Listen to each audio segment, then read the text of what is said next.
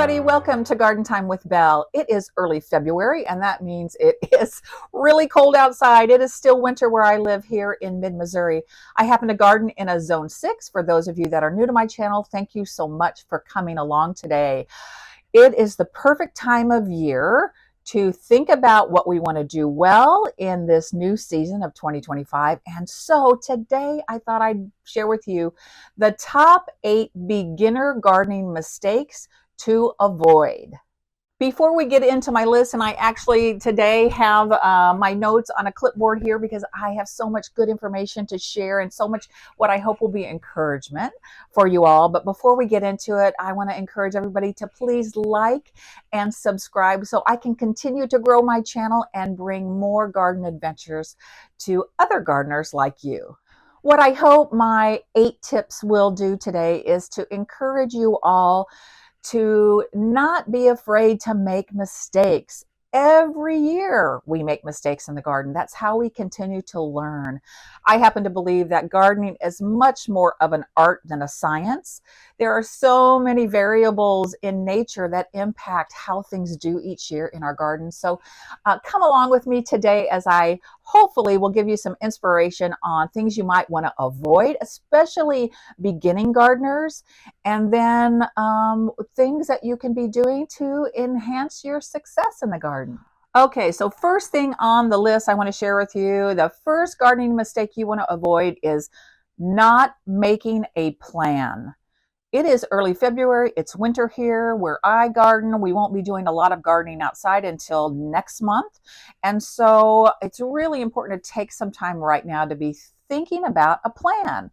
And there are loads of ways to plan out your garden, even if you have a tiny patio, even if you're only gardening in containers, or if you're like me and you have 10 acres to garden on and you have lots of different gardening beds and zones. It's really important to come up with a plan. And I just thought I might show you all my little clipboard here. And every year, and I've been doing this for many years, I draw up a plan. It really helps me stay focused. And the consequence of not making a plan is that you're going to end up possibly buying plants that you don't need, that won't work in your garden, in your area of the country. You'll end up picking the wrong plants for your zone or your climate. You might end up planting your things at the wrong time. Just because the nurseries and garden centers might have certain plants setting out, that doesn't mean it's necessarily time to pick them up and buy them and go ahead and come home and plant them right into a container or the ground. Remember, in your nurseries and big box stores, those beautiful garden plants are in a controlled environment. They're in a greenhouse typically in the early part of the season. They're not meant to be planted out necessarily into the landscape. So making a plan and learning about what plants you want, what kind of things they need to be successfully grown. Yeah. And sometimes when you don't make a plan, you end up just grabbing things on impulse at the garden center and maybe they don't go together. Maybe the color scheme is weird and kind of clashes. So take some time, get out some paper, maybe even some colored pencils. I actually do that when I'm planting new beds. I will color in things with my colored pencils in the colors that I think I want to purchase to see how they look together. So this is a perfect time when it's too cold to garden for most of us. Sit inside and create your plan. The second mistake you want to avoid is not investing in high quality soil. This is on the top of my list because it is that important. You can go and spend loads of money on the most beautiful trees and shrubs and evergreens and perennials and annuals and flowers and all of that. But if you put them in horrible soil that doesn't drain well, that doesn't have any nutrients, they're not going to do that well. So the first thing you really want to consider is, what are you going to be planting your plants in, and how can you spend the money? Spend a little more money. I promise you it will make a difference. Spend more money on higher quality soil. Okay, so I want to talk about 3 things when it comes to soil. Let's talk about containers. So if you're going to plant anything in a container, you want to buy the right mix. So any kind of container, pots, etc. And the right mix would be soil at the store that specifically says potting soil or soil for container gardening. You do not want to put native soil. You don't want to dig soil out of your own garden and stick it into your pots. You don't want to purchase topsoil. Oh my gosh, no, no, no. That's thick and heavy. It's not meant for smaller containers. You don't want to purchase what's called garden soil. You want to purchase potting soil. So look for that on the bags at the store.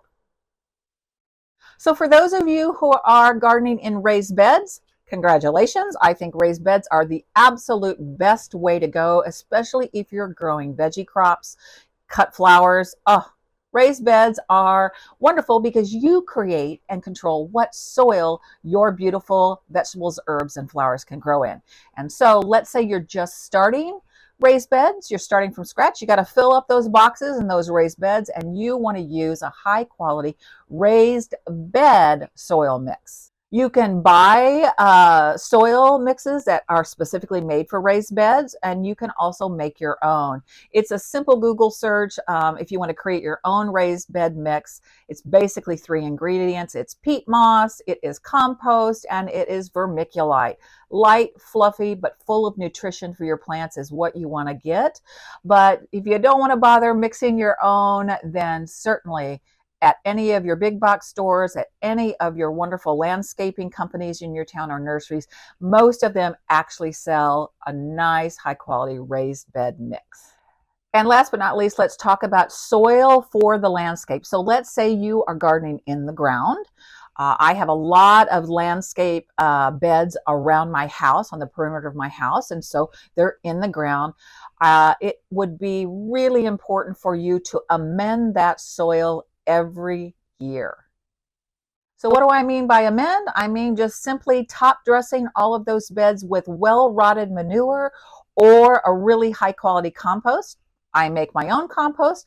I also buy bagged compost. I also buy bulk compost from my nurseries. So get your hands on some high quality compost or well-rotted cow manure, chicken manure. There's all kinds of stores that sell that. And so you want to put a nice 2 or 3 inches of compost on the top of your beds every single growing season. And the last benefit by top dressing your landscape beds with a high quality compost or manure is you're going to be introducing important what they call microbiome to your soil. Soil is a living thing, and so you want to create this wonderful microbiome environment in that soil. Your plants are going to love you for it. Okay, third mistake to avoid is not picking the right plants for the right place. I have a whole YouTube video on that entitled Right Plant, Right Place. So you want to check that out. I think I'll try to leave a link in the description below for you all. So check out that video. It gives you a lot of specific information about what that means. But first and foremost, especially beginner gardeners, I know you're going to be confused. You're going to hear me talk about garden zones. I'm in a zone 6, but you really should take a quick minute to do a Google search and find out what gardening zone are you in. And all you need to do is go on Google and enter the question, what is my gardening zone? That's all you need to do. It'll pop up and then you can select, and then it'll ask you to put in your zip code. Pop your zip code in the search feature, and then it will let you know what gardening zone you are in. So once you know what your gardening zone number is, you'll know that that is going to help you pick perennials, shrubs, evergreens, and trees that can handle the cold winters that you experience. The lower the gardening zone number, that indicates that wherever you live, if you live in a zone 1 or 2 or 3, you live in the northern part of the US, maybe southern Canada, where it gets bitterly cold in the winter. There are only certain shrubs, trees, and perennials that can survive those bitter colds.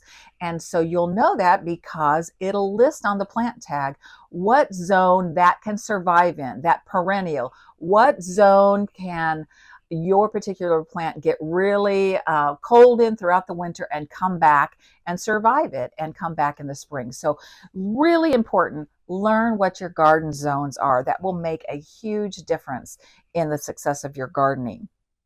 The other thing about picking the right plants for the right place. You want to pay particular attention to the tags and know how much or how little sun your plants require. Sometimes, though, I have found that plant tags from the garden center aren't very good or descriptive in letting you know when you pick out a particular plant how much sun it needs or how much shade it needs.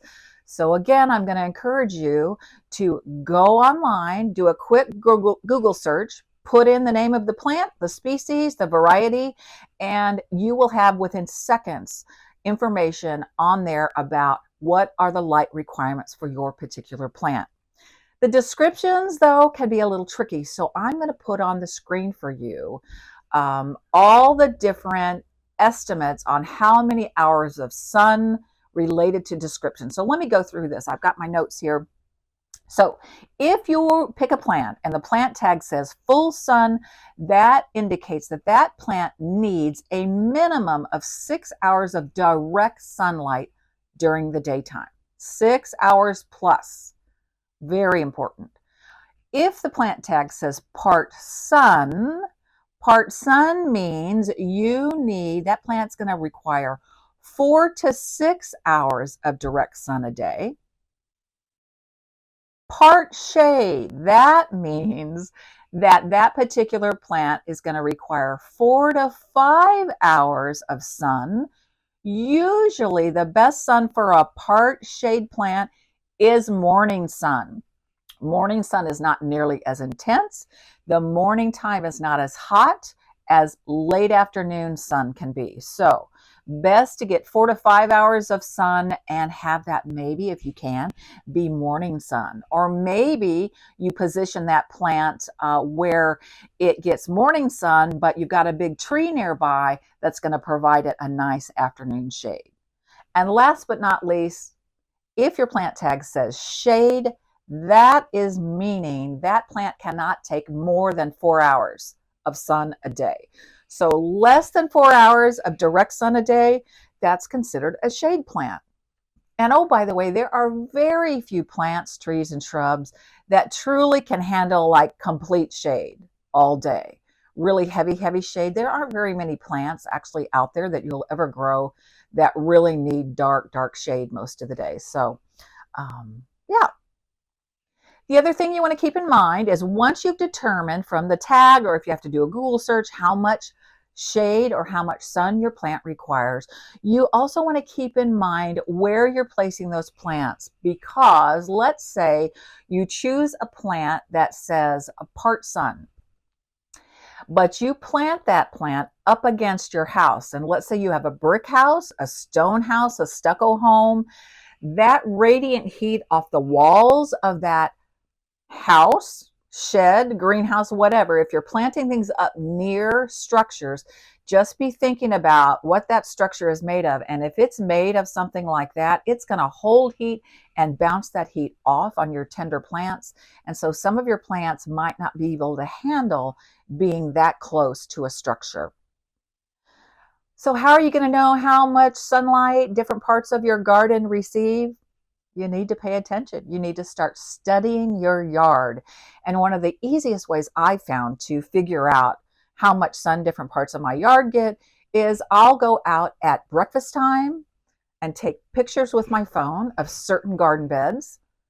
And then I'll swing by at lunchtime, do the same thing, the same area, and dinner time. And there's just something about using your phone to capture pictures throughout the day that helps me look at my garden beds, my garden zones in my property objectively. You can really see in a picture sunlight, shade, darkness. And so I'm going to encourage you, get your phone out, study your garden, study your yard, and that will help you know how much shade or how much sun different zones are getting. All right, number 4, fourth mistake you want to avoid is overwatering or underwatering your plants. That wasn't very helpful, was it? But let's think about that plant tag. Read the plant tag. It will tell you basically how much water or how little water that plant requires. It's not going to tell you exactly like in measurements, but it's going to say something like drought tolerant, which means it can take some dryness. If it says likes wet conditions, you're going to get a little bit of a clue that that plant needs plenty of moisture. So look at your plant tags. Plant tag doesn't tell you, do that Google search again, and that's going to help you know how much to water or not water. So let's think about watering when it comes to the different places you're going to grow your plants. Let's talk about container gardening. So containers, the main thing to remember about watering in containers is the bigger your pot, the less often you're going to have to water because you've got way more soil that can hold onto the moisture. So I am a big proponent of getting your plants in big pots. I'm even the bigger proponent of self-watering containers. There are loads of really high quality self-watering pots on the market. You can find them at big box stores. You can order self-watering containers online. Huge proponent of those. And basically what that is those pots are designed with a vessel inside them that you fill up with water. It's at the bottom of the pot. It has holes in it so that once you pack in the soil and pack in your plants, the roots will reach down and be able to slowly absorb the right amount of moisture from below. Really great products on the market. You've seen some of my videos, and maybe I'll find some videos and pictures to show you some of my favorite self-watering pots that I have all over the property. I'll just be honest with you. I hate watering containers. I have so many things to do in the garden that standing there and watering a ton of different pots is not my favorite garden chore to do. So I eliminate a lot of that by using these self-watering pots. Having said that, they still need to be watered, but not nearly as often if they weren't self-watering. My big aqua pots that you've seen in lots of my videos, I have to water those once a week in the summer. It gets really hot where I live, so that's a huge game changer. I have to fill those up once a week and they will do fine.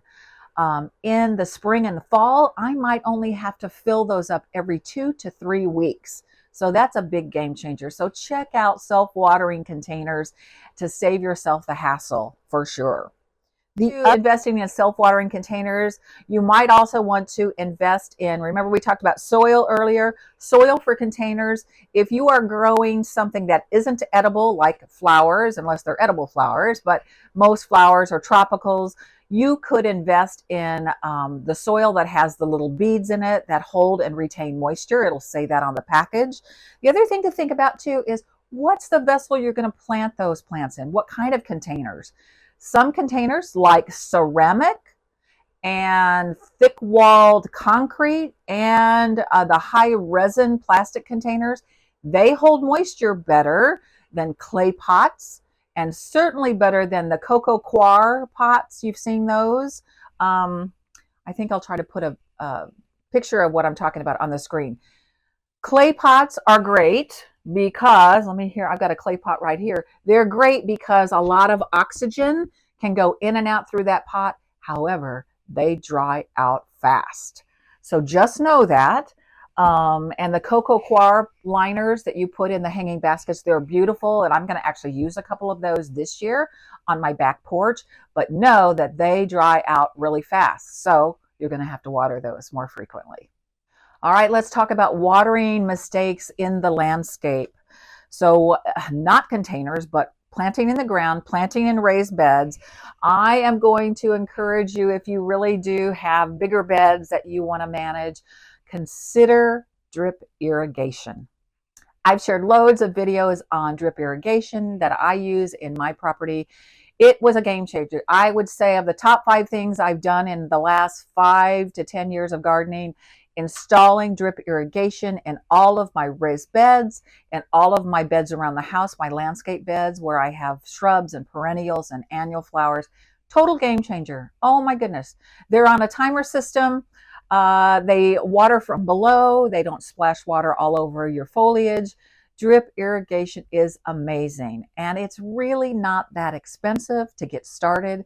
Very easy to do. Watch my videos, watch other gardener videos on YouTube on how to install drip irrigation. Some of the drip irrigation companies have great videos on how to set it up. It is just, it's the best. It's really the best for raised beds and for the landscape. Number 5 mistake to avoid. You don't want to forget to feed your plants on a regular basis. Just like us, plants need food to really produce and grow, especially vegetable plants that are producing food to eat and flowering plants that produce loads of flowers, especially annual plants. And remember, annual plants are plants that only grow for one season. They don't come back the next year. So this is an annual plant, geraniums. Even though it's February, I'm keeping them going year round because they aren't freezing to death in the winter. I have a heated greenhouse, so I can keep them growing. But annual plants need fertilizer. So you have some options. You can put in that high quality soil that you plant your flowering plants or your vegetable plants in. You can add a slow release fertilizer into the soil when you first plant. You can also amend them with water soluble fertilizer throughout the growing season. Again, do your research, find out which plants require what kind of fertilizer and how often. For gorgeous annual plants like these or my super petunias that you've seen me grow in the landscape and in baskets, I fertilize every Friday. They need to be watered, so I use a water-soluble fertilizer every single Friday in the summertime, and it makes a tremendous difference. They just will pump out flowers from May all the way through October for this Zone 6 gardener. Fertilize, fertilize, fertilize. Number 6 mistake you want to avoid is not controlling weeds. Oh boy. Besides being ugly, weeds in the garden can compete with nutrients and water from the plants you do want to do well. You want to give the pretty plants and your vegetable plants the water and nutrients. But if you've got loads of weeds growing around those plants, they're sucking up all the water and nutrients and taking it away from the plants you do want to be growing healthy. So, couple of tips and tricks. Weed in the spring. When weeds start popping up in your garden, and in my garden, they start showing off about late March. For sure, the first week of April, the weeds are everywhere. Pull those weeds out in the spring. Get rid of as much as you can because it's going to make a huge difference. You get the weeds and the weed seeds out of there. The rest of the summer, you won't have to weed very much. And lastly, in terms of controlling weeds, I know you might be tempted to lay down landscape fabric, the fabric it's water permeable, and people put it down and then try to plant in and around it. Unless you are laying down stone walkways like I have in my raised bed garden, or pathways, or you're planting a garden where you don't intend to plant any new plants. Let's say you're putting in only shrubs and trees, and you don't plan to garden in there anymore other than that, then I think landscape fabric might have its role. But otherwise, if you plan to plant anything, landscape fabric is a no-no. It will get in your way. I have ripped out so much landscape fabric to be able to have space to put in new plants every year. So avoid landscape fabric as your weed barrier whenever possible. All right, we've just got 2 more mistakes to avoid. The 7th mistake I want to have you avoid is throwing in the towel when you make a gardening mistake, when you have a garden fail. I see so many brand new gardeners, beginning gardeners, give up gardening entirely because something didn't work out, because one of their plants died or it got a disease or something like that, and they're just like, oh well, I'm just a terrible gardener, or that's too much work, or gosh, that advice was wrong online. Don't give up. Every gardener has successes and failures. Think about farmers. Oh my gosh, from the beginning of time, farmers who are growing crops, some years they have total crop failure or partial failure, because there are too many variables in nature that impact whether something goes well or doesn't go so well. So I just really want to encourage you all to see any of your garden fails or mistakes as an opportunity to learn and to try something different.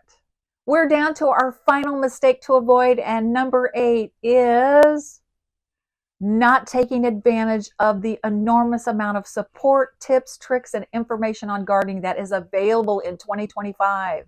I'm going to show my age off here to you all a little bit by telling you the back in my day story. When I started gardening in my early 20s, there was no information anywhere. First of all, we didn't have the internet. We didn't have cell phones. We didn't have YouTube. We didn't have access to gardening information. The only way that I had information or received information was trying to find people that had lots more gardening experience than I did. And I didn't have any friends at that time that were into gardening, so I couldn't rely on any girlfriends or neighbors.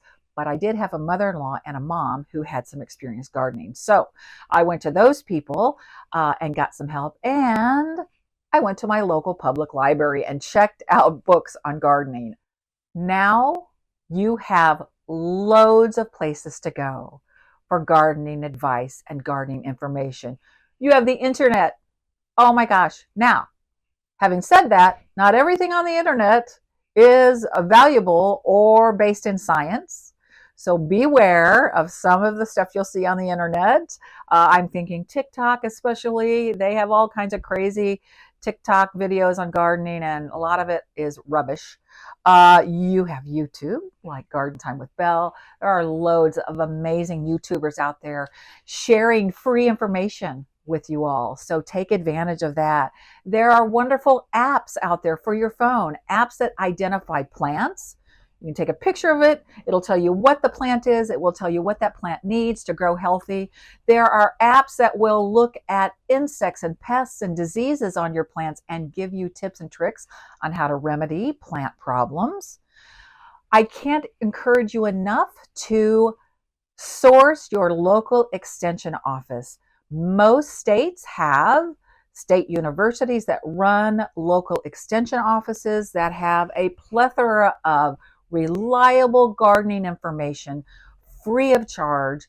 I'll try to put a link in the description below of where you can search for the extension office in your neck of the woods. Extension offices often also run master gardening training, which I am certified in the state of Missouri. So if you're interested in really going deeper in your garden knowledge, consider becoming a master gardener in your state. And last but not least, grab somebody that you know that has a little bit of gardening experience. Any gardening experience is good experience. Rely on friends and family members. Ask them questions. Don't be afraid to ask any question.